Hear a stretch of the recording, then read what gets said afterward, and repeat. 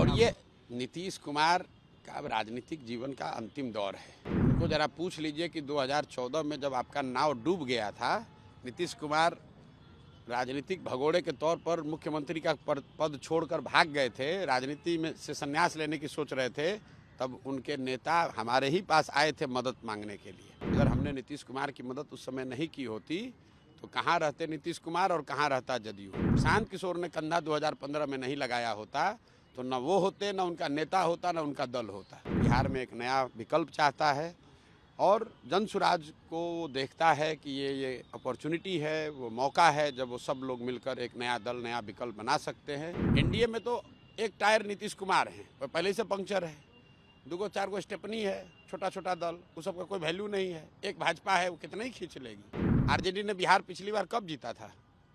अपने दम पर आरजेडी बिहार पिछली बार कब जीती थी? इस सदी में तो नहीं जीती है। प्रशांत किशोर बिहार की जनता का बी टीम है। हमने अपने जीवन का लक्ष्य बनाया है, 2 साल लगे, 10 साल लगे, हमको बिहार सुधारना है। उस रास्ते में जो आएगा, राहुल आ जाए, मोदी आ जाए, लालू आ जाए, किसी को नहीं छोड़ेंगे। 2 साल में असेसमेंट ये किया कि बिहार में एक बड़ा जनमानस, करीब 70% लोग, चाहे वो राजद के समर्थक हैं, जदयू के समर्थक हैं, भाजपा के समर्थक हैं या किसी दूसरे दल विचारधारा से जुड़े हुए हैं, हर व्यक्ति बिहार में बदलाव चाहता है, बिहार में एक नया विकल्प चाहता है और जन सुराज को वो देखता है कि ये अपॉर्चुनिटी है, वो मौका है जब वो सब लोग मिलकर एक नया दल, नया विकल्प बना सकते हैं, ताकि 15, 20, 30 वर्षों से जो राजनीतिक बंधुआ मजदूरी है, जिसमें दल काम न करने के बाद भी, गलती करने के बाद भी, जनता का शोषण करने के बाद भी सिर्फ लालू के डर से भाजपा और भाजपा के डर से लालू के आधार पर वोट लेते रहे हैं, लोग उससे, उस राजनीतिक बंधुआ मजदूरी से मुक्ति पाने के लिए तैयार बैठे हैं और जन सुराज में उनको वो विकल्प, वो अपॉर्चुनिटी, वो मौका दिख रहा है। इसलिए आप देख रहे हैं कि हजारों की संख्या में हर दिन प्रतिदिन लोग इसमें जुड़ते जा रहे हैं। नीतीश कुमार के खिलाफ आप कह रहे हैं, नीतीश कुमार की पार्टी भी आप पर सवाल खड़े कर रही है कि आपके पास पैसा कहाँ से आ रहा है, आप कैसे चुनाव लड़ाएं? अब छोड़िए, नीतीश कुमार का अब राजनीतिक जीवन का अंतिम दौर है। जो लोग सवाल खड़ा कर रहे हैं उस पर तो हम रोज़ जवाब दे रहे हैं, आपको भी देंगे। उनको ज़रा पूछ लीजिए कि 2014 में जब आपका नाव डूब गया था, नीतीश कुमार राजनीतिक भगोड़े के तौर पर मुख्यमंत्री का पद छोड़कर भाग गए थे, राजनीति में से संन्यास लेने की सोच रहे थे, तब उनके नेता हमारे ही पास आए थे मदद मांगने के लिए। और अगर हमने नीतीश कुमार की मदद उस समय नहीं की होती तो कहाँ रहते नीतीश कुमार और कहाँ रहता जदयू। इसलिए आदमी को गीता में कहा गया है, कृतज्ञ नहीं होना चाहिए, कृतज्ञता से बड़ा कोई अपराध नहीं है। तो नीतीश कुमार और जदयू के लोग कम से कम, दूसरे दलों की छोड़ दीजिए, इन लोगों को कृतज्ञ नहीं होना चाहिए, क्योंकि अगर प्रशांत किशोर ने कंधा 2015 में नहीं लगाया होता तो न वो होते, न उनका नेता होता, न उनका दल होता। एनडीए का कोalition फिर से बिहार में काम कर रहा है, आपके लिए चैलेंज नहीं लग रहा है कि आप पार्टी लॉन्च कर रहे हैं? और क्या चैलेंज है? कोई चैलेंज नहीं है, जनता के सामने कोई चैलेंज नहीं है। जनबल के आगे कौन बल है? लड़ाई अल्टीमेटली ये मैं कह सकता हूँ कि विधानसभा की जो लड़ाई है वो जन सुराज और एनडीए के बीच में होगी, ये क्लियर है। लेकिन एनडीए में तो एक टायर नीतीश कुमार है, वो पहले से पंक्चर है, 2-4 स्टेपनी है, छोटा छोटा दल, उस सबका कोई वैल्यू नहीं है। एक भाजपा है, वो कितना ही खींच लेगी। आरजेडी को आप चैलेंज नहीं मान रहे बिहार में? लड़ाई एनडीए और जनसुराज में है तो आरजेडी को क्या मानेंगे? आरजेडी तो लालटेन है। जिस बिहार में सर, किसने कहा कि बड़ी पार्टी है? कई गो एमपी जीता है? आरजेडी ने बिहार पिछली बार कब जीता था? अपने दम पर आरजेडी बिहार पिछली बार कब जीती थी? इस सदी में तो नहीं जीती है। 23 हम लोग 2024 में बैठे, 24 साल में तो नहीं जीते, 1995 में जीते थे। उसके बाद कांग्रेस के स्टेपनी पर चल रहे हैं, फिर जदयू से एक बार जब हम लोग साथ में मिलकर मदद किए तब जीते।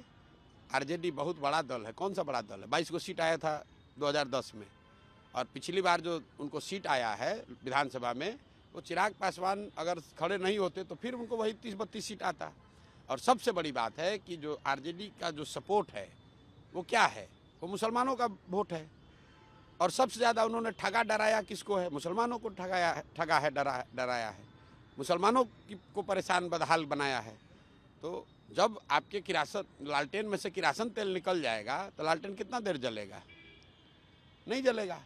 तो आरजेडी का जो किरासन तेल है, आरजेडी के लालटेन का, वो है मुसलमान।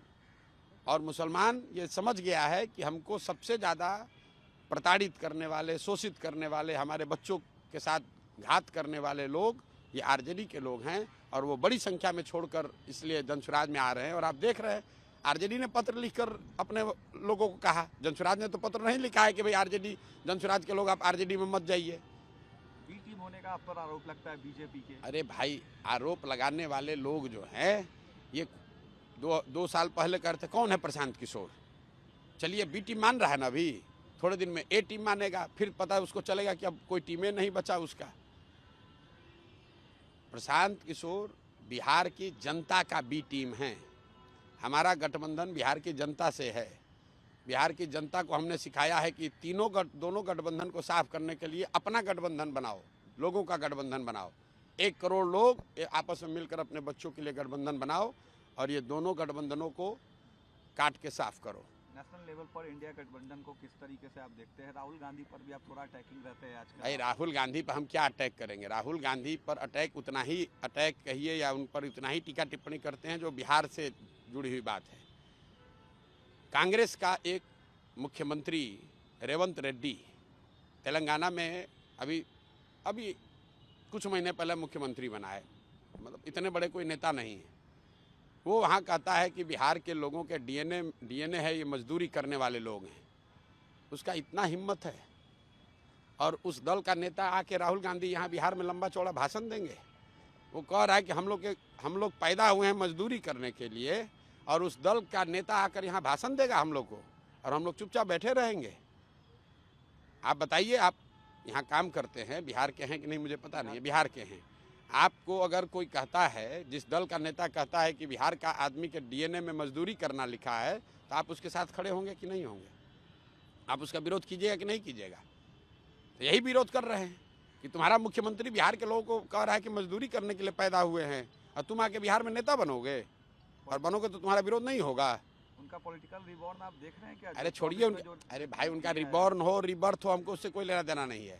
बिहार के लोगों का रिबॉर्न होना चाहिए, बिहार के विकास का रिबर्थ होना चाहिए। बिहार से हमको मतलब है, हमको देश दुनिया से मतलब नहीं है। हम लोकसभा चुनाव लड़े, हमारा तो कोई भूमिका नहीं है। हम चुपचाप बिहार में लगे हुए हैं 2 साल। हमने अपने जीवन का लक्ष्य बनाया है, 2 साल लगे, 10 साल लगे, हमको बिहार सुधारना है, बिहार के लोगों की स्थिति सुधारनी है, बिहार के लोगों की मदद करनी है। उस रास्ते में जो आएगा, राहुल आ जाए, मोदी आ जाए, लालू आ जाए, किसी को नहीं छोड़ेंगे, किसी को नहीं छोड़ेंगे, किसी से नहीं डरते हैं।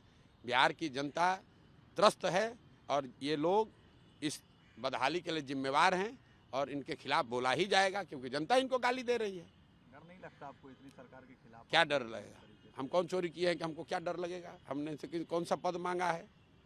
हम तो 2 साल से बोल रहे हैं, इनको जो हिम्मत है करके दिखा ले। आपकी पार्टी क्या 243? हमारी कोई पार्टी नहीं है। जनसुराज जो पार्टी बनेगी 243 लड़ेगी, बिल्कुल लड़ेगी। 243, 242 नहीं, 243 सीट लड़ेंगे। सीएम उम्मीदवार क्या आप होंगे या? अरे भैया, जो अभी आप लोग मेरे दल कैसे बनेगा भाई? देख रहे हैं कौन लोग दल बना रहा है। अभी 50,000 आदमी आता है, आप लोग ऐसे घबराने लगता है, इतना आदमी कहाँ से आया? तो जो लोग दल बनाएगा वो दल का नेता भी चुनेगा, दल के नेता फिर बैठ के अपना मुख्यमंत्री भी चुन लेंगे। उसके लिए क्या घबराहट है? पहले जीतने तो दीजिए। आखिरी सवाल सर, बांग्लादेश में जो क्राइसिस चल रहा है उसमें आप पॉलिटिकल स्ट्रेटेजिस्ट हैं, अब नेता भी बन गए हैं सर, क्या आपकी एडवाइस रहेगी, क्या करना चाहिए? भाई हमको सच्चाई आपको बता रहे हैं, बांग्लादेश की परिस्थितियों के बारे में हमको बहुत जानकारी नहीं है। हम मधेपुरा में कहीं थे, न्यूज़ उस थोड़ा बहुत एक 10-15 मिनट समय लगता है, उसको देखते हैं। बांग्लादेश की स्थिति के बारे में हमको बहुत जानकारी अभी नहीं है, तो उस पर हम कोई बहुत टीका टिप्पणी करने की स्थिति में नहीं है। उसके लिए बहुत बड़े बड़े विशेषज्ञ देश में बैठे हुए हैं। हमारे जैसे साधारण आदमी, हमको बिहार के गाँव की चिंता करने दीजिए। बांग्लादेश और बड़े बड़े देश के अंतर्राष्ट्रीय मसले जो हैं उसको हैंडल करने के लिए जनता ने जिसको पक्ष विपक्ष में बैठाया है, वो लोग अपना डील करें उससे। हम लोग जो भी सरकार और विपक्ष, पार्लियामेंट, देश की संसद निर्णय लेगी, हम लोग उसके पक्ष में हैं। जातीय जनगणना आप चाहते हैं? भाई जातीय जनगणना यहाँ हुआ है, हम उसके पक्ष में। बिहार में काफी लोग सवाल करेंगे। अरे हम जातीय जनगणना जब यहाँ से हो रहा है तब से कह रहे हैं जातीय जनगणना के पक्ष में, किसी भी गणना के पक्ष में है जो कि समाज की स्थिति के बारे में जानने समझने में, जानकारी, सरकार को जानकारी हो, इस बात में मदद करता है, उसके हम पक्ष में हैं। लेकिन उस जानकारी पर कुछ काम भी तो होना चाहिए। मैंने अभी भी किसी दूसरे से बात करते हुए बताया कि लाइब्रेरी में बहुत किताब है, आप वहाँ जाकर लाइब्रेरी में बैठ जाइएगा तो उससे आप बहुत बड़े ज्ञानी थोड़ी ना हो जाइएगा। उस किताब को पढ़ना भी पड़ेगा और पढ़ने के बाद फिर परीक्षा होगा तो उसमें लिखना भी पड़ेगा। तो जनगणना होना एक बात है और जनगणना से समाज की लोगों की स्थिति सुधरना अलग बात है। जनगणना इसलिए कराया गया कि चुनाव में उसका लाभ मिले। उस जनगणना पर जो आंकड़े आए उस पर तो कोई काम हुआ नहीं। बिहार देश का सबसे गरीब राज्य है, यहाँ प्रति व्यक्ति आय 32,000 है। ये गणना तो आपको हर 6 महीना पर प्रकाशित हो रहा है, उस पर आप काम काहे नहीं कर रहे हैं। बिहार देश का सबसे निरक्षर राज्य है, ये गणना तो रोज जारी हो रहा है, उस पर काम काहे नहीं कर रहे हैं। जब जानकारी नहीं होने के अभाव में थोड़ी ना बिहार गरीब है, जानकारी रहते हुए काम नहीं करने की वजह से बिहार गरीब है। तो जनगणना to that extent is valid कि भाई जनगणना होनी चाहिए, लेकिन जनगणना होने के बाद जो उसकी फाइंडिंग है उस पर काम भी तो होना चाहिए। न्यूज नेशन अब व्हाट्सएप पर खबरों के ताजा अपडेट के लिए न्यूज नेशन के इस QR कोड को स्कैन करें।